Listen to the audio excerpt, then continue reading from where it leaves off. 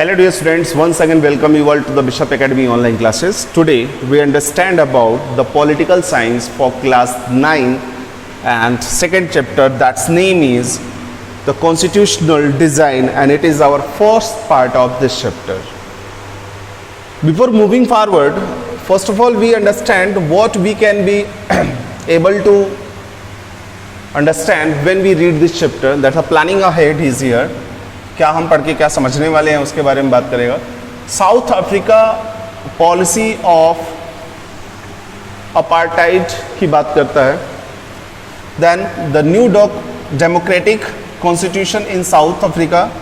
उसके बाद हम पढ़ेंगे the demand for the rights in India and how did the democracy originate and developed in India. फिर उसके बाद हमारा comparison comparing Indian constitution condition comparing Indian condition with those in the democracies of the West.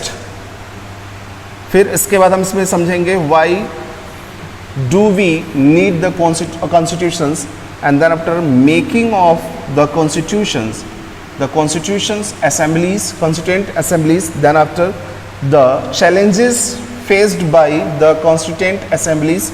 उसके बाद हम पढ़ेंगे guide, ideal and the philosophy of the constitutions, then the silent feature of the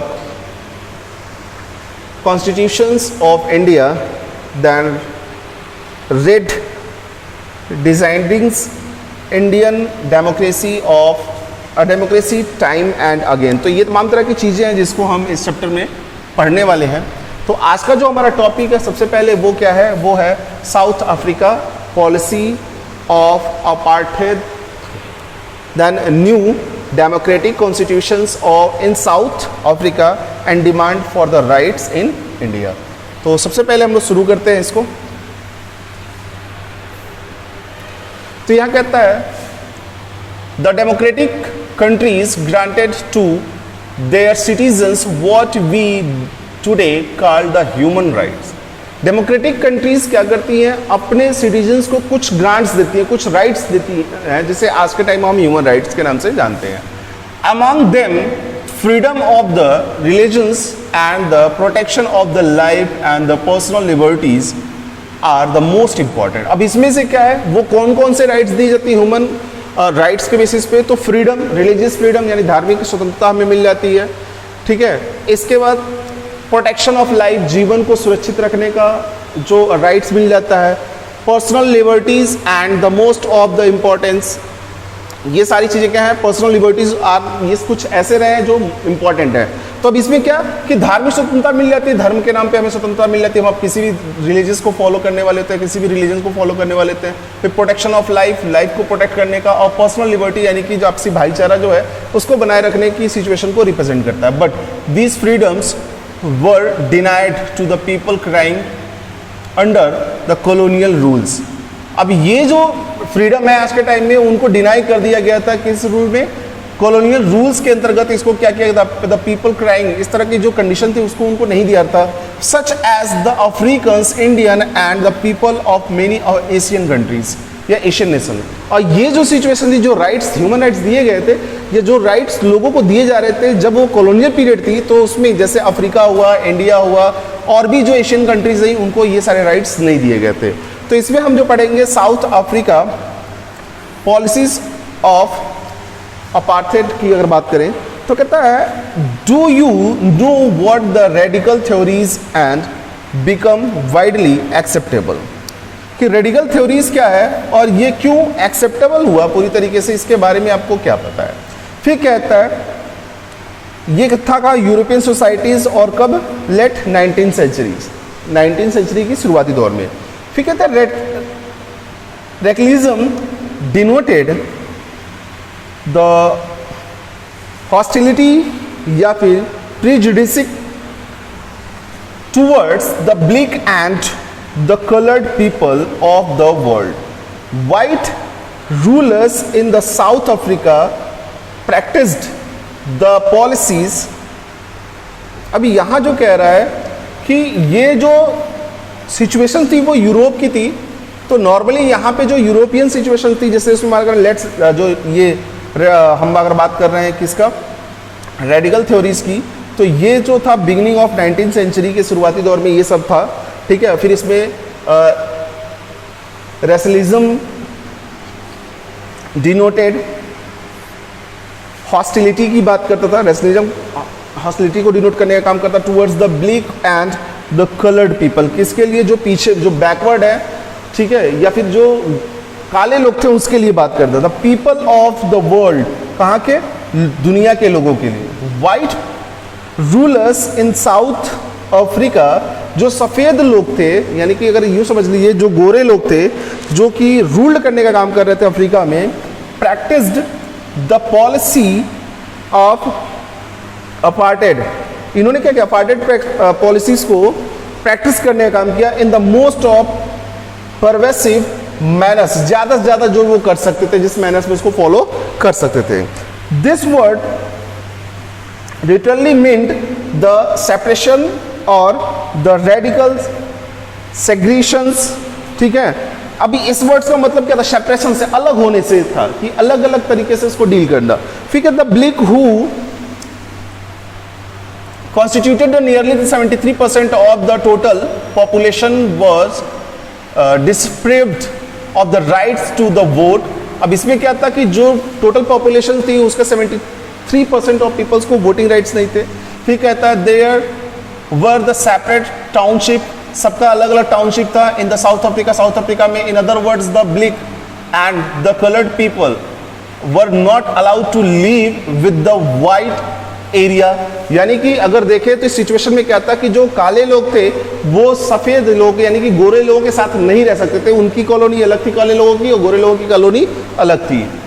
there were the separate school, buses, playgrounds, hospitals, railways, coaches, cinema houses and the church for the use of the blacks and the coloured people. अब यहाँ पे उनके लिए सारी चीज़ें अलग थी, school उनका अलग था, प्लेग्राउंड अलग था, हॉस्पिटल अलग थे, रेलवे अलग थे, कोचेज, रेलवे के कोचेज अलग थे, सिनेमा हाउसेज अलग थे, सभी चीज़ें जो काले लोग थे उनकी अलग थी और गोरे लोगों की अलग थी।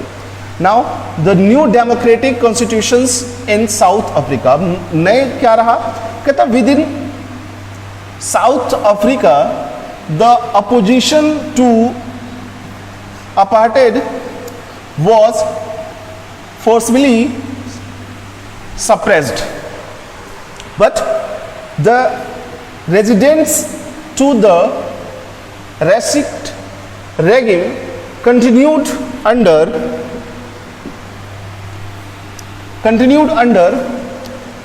the banner of the African Nations Congress। अगर देखा जाए तो जो सिचुएशन चल रही थी उसमें जो रेडिकली जो कंडीशन थी ब्लैक पीपल्स के लिए जो फॉलो किया जा रहा था उसको सप्रेस करने के लिए, उससे बचाने के लिए अगर नॉर्मली देखें तो यहाँ पे किया गया था कि अफ्रीकन नेशनल कांग्रेस के तले क्या किया गया था, रेजिस्टेंस करने का काम किया गया था। The many of the Africans leader were the brutally the murder, बहुत सारे अफ्रीकन लीडर्स को क्या किया, बहुत बुरी तरीके से मार दिया गया। Nelson Mandela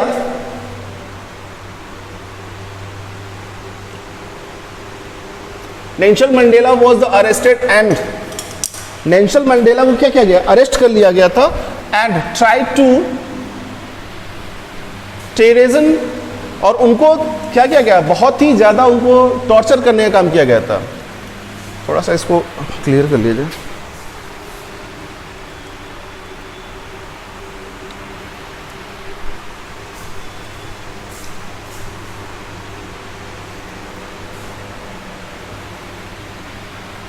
Several countries and the international organization, including the UN Security Council, condemned the apartheid and urged the South African rulers to lift ban on the African national Congress. अभी यहाँ पे बहुत सारे ऐसी कंट्रीज थी जैसे कि मान लीजिए जो यूएन सिक्योरिटीज काउंसिल के मेंबर्स भी थे, उन लोगों ने क्या किया था, साउथ अफ्रीका में जो रूलर्स थे उनको, जो नीचे लेवल से उठने वाले थे, उनको बैन करने की बात की थी। अभी कहता है, और इसके साथ साथ इन्होंने बैन करने का काम किया था किसको, national Congress, African national Congress को भी। Nelson Mandela was the set free on 11 February 1990 after 27 year in prison. जब उनको अरेस्ट किया गया था नेल्सन मंडेला को, तो उसको कितने बार 27 साल के बाद उन्हें क्या किया गया था, आज़ाद करने का काम किया गया था। He was kept in the most of horrible prison Robben Island. अगर देखें तो इनको उस जगह पे जो बहुत ही, जहाँ पे बहुत ही समझिए कि बड़े किस्म के क्रिमिनल्स रहते हैं, उस जगह पे इनको रखने का काम किया गया था। कहाँ पे, आइसलैंड में। फिर constitutional tax begin in the दिसंबर 1991। अब कॉन्स्टिट्यूशनल टैक्स होने लगा, यानी कि लोग संवैधानिक तौर से लोग बातचीत करने लगे 1991 में। The first general election based on the principle of the one person one vote. और पहली बार क्या हुआ, जनरल इलेक्शन को कराने का काम किया गया, जिसमें जो मेन थीम था उसका कि एक वन पर्सन वन वोट के बेसिस पे। वॉज हेल्ड इन अप्रैल 1994, यानी कि अफ्रीका में 1994 में फर्स्ट टाइम क्या किया गया, इलेक्शन कराने का काम किया गया था। Nelson Mandela was the sworn in as the South Africa the first black president on the 10 May 1994। और साउथ अफ्रीका में नेल्सन मंडेला को बड़ी जीत हुई और वो पहली प्रेसिडेंट, पहले 10 मई को फर्स्ट टाइम प्रेसिडेंट बने, यानी कोई ब्लैक प्रेसिडेंट बना अफ्रीका में। फिर कहता है with this the apartheid came to an end. और इस तरीके से क्या हुआ, जो अपार्थाइड था, यानी जो स्पेशल राइट्स दिए जा रहे थे व्हाइट पीपल्स को, वो धीरे धीरे क्या हो गया, खत्म हो गया। It gave birth to the new South Africa and land full of justice and equalities for the its people. अब इसने क्या किया, इस तरह से जो अपार्थाइड का जो क्लोजनेस रहा, जो खात्मा रहा, उसके बाद क्या नए साउथ अफ्रीका का जन्म हुआ, जहां पे क्या रहा, फुल जस्टिस की बात की गई और इक्वलिटीज की बात की गई। On 8 May 1996 the South Africa constitutional assemblies adopted a new constitution. 8 मई 1996 को साउथ अफ्रीका की कॉन्स्टिट्यूशन ने क्या किया, नई असेंबली को या नए कॉन्स्टिट्यूशन को अडॉप्ट करने का काम किया। The preamble mention these to be the noticeable features of the constitutions। अब कुछ नोटिसेबल फीचर्स रहे उस कॉन्स्टिट्यूशन में। पहला क्या रहा, डेमोक्रेटिक वैल्यूज को मेंटेन करना, सोशल जस्टिस को मेंटेन करना, फंडामेंटल ह्यूमन राइट्स को प्रोवाइड करना, ये कुछ मेन कंटेंट रहे जो उस कॉन्स्टिट्यूशंस में रखे गए। The constitutions of the South Africa speak of both, दोनों के बारे में ये बात करता है। किसके बारे में, the injustice of the past and the promises for the future. ये क्या, दोनों के बारे में, जो पीछे इनजस्टिस हुआ, जो पहले उनके साथ जो बुरा हुआ, उसके बारे में भी बात करता है और नए फ्यूचर्स के बारे में भी बात करने का काम करता है। This promises includes the general welfare and blessing of the liberty. अब इस प्रॉमिस में था क्या कि जनरल वेलफेयर, यानी कि जो भी चीजें हो रही है सामान्य तौर से अगर देखें तो सबके हित की बात करना, और ब्लेसिंग ऑफ लिबर्टीज, और अपने भाईचारे के बारे में बनाए रखना है, भाईचारे को बनाए रखना for the people of south Africa. किसके लिए, साउथ अफ्रीका के लोगों के लिए। आगे बढ़ते हैं।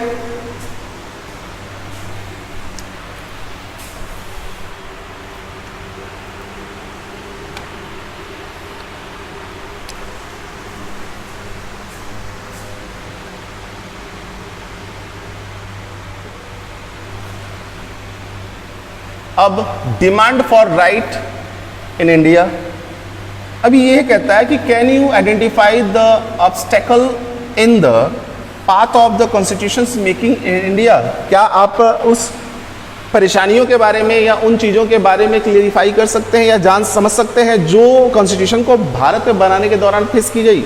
Like the blacks in South Africa, जिस तरीके से साउथ अफ्रीका में ब्लैक्स को लेके की गई थी। The Indians also suffered the consequence of the white ruling India. और उसी तरीके से इंडिया भी क्या था, सफर कर रहा था, किसको लेके, जो वाइट रूलिंग्स थी उसको लेके, यानी कि जो गोरे लोग थे उनके रूलिंग से ये भी इंडिया भी सफर कर रहा था। Like African nation congress the Indian congress national congress as the foremost the political parties led to the national movement in India।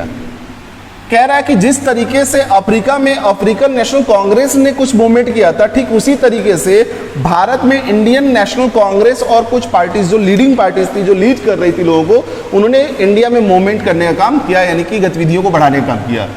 The Indian national Congress at its Karachi session in 1931, Indian national Congress ने 1931 में passed a revolutions on the fundamental rights and economic policy. एक revolution पास किया था जो किसको लेके था? Fundamental rights को था, यानी बेसिक जो अधिकार दिए जाने चाहिए लोगों को उसको लेके, और इकोनॉमिक पॉलिसीज को लेके था। This revolution express the hopes and appreciations of the peoples. अब ये रिवोल्यूशन में क्या था कि इस रिवोल्यूशन में होप्स था, एक आशा थी, और वो चीजें रखी थी, वो चीजें थी जो लोगों को चाहिए थी। It's spoke these rights. अब ये कुछ किस राइट के बारे में बात करता था? ये जो हमारा रिवोल्यूशन था, कौन सा? कराची सेशन का। First, the freedom to speech, बात करने का अधिकार होना चाहिए। Right to form union and the association, union या संगठन बनाने का अधिकार होना चाहिए। फ्री कंपल्सरी एजुकेशन, सबको फ्री में एजुकेशन मिलना चाहिए, कंपल्सरी एजुकेशन मिलना चाहिए। हमारा फोर्थ पॉइंट क्या था? डेवलपमेंट ऑफ रिलीजन लैंग्वेज, जो क्षेत्रीय भाषाएं हैं उनके डेवलपमेंट में का भी काम होना चाहिए। और फिफ्थ जो था, removal of the caste and the religious disabilities of all section of the peoples, यानी कि हमारे यहाँ जो लोगों के बीच में धर्म और जाति के नाम पे जो गैप है उसको भी, डिसेबिलिटीज यानी उसको भी खत्म करने की बात कर, उसको हटाने की बात कर। फिर कहता है stabilities of the secular state, एक सेकुलर स्टेट जहां पे सभी लोग मिलजुल के रहते हैं उसको स्टैब्लिश करने की बात करता है। अबोलिशन ऑफ द अनटचेबिलिटीज एंड, मतलब छुआछूत की चीजों को से हटने की बात कर रहा है कि ऐसी चीजें नहीं होनी चाहिए। एंड यूनिवर्सल एडल्ट फ्रेंचाइज, सभी को वोटिंग राइट्स होना चाहिए। इन सभी पॉइंट्स को रखा गया था कराची सेशन के रिसोल्यूशन में, जो कि 1931 को रहा। अब यह कहता है यू विल फाइंड,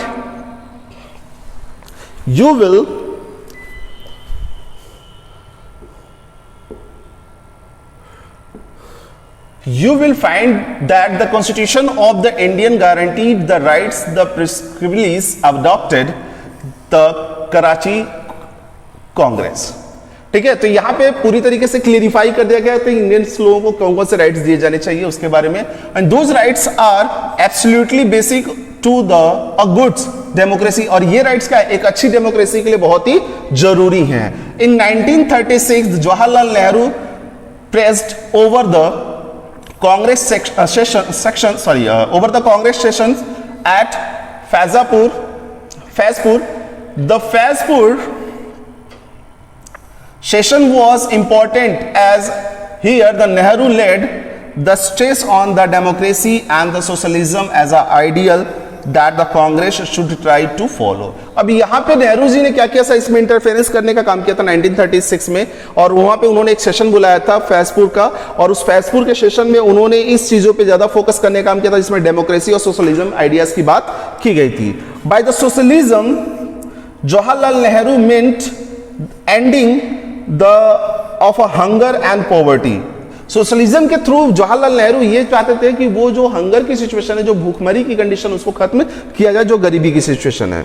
फिर कहता है as we know the civil and the political rights are not enough. जैसा कि हमें पता है कि सिविल और पॉलिटिकल राइट्स जो दिए जाते हैं वो पूरी तरीके से इनफ नहीं है। No one can exercise his rights to vote freely, कोई भी व्यक्ति अपने वोटिंग राइट्स को पूरी तरीके से फ्री तौर से, यानी कि अपनी मर्जी से उसको एक्सरसाइज नहीं करता, उसको यूज नहीं करता।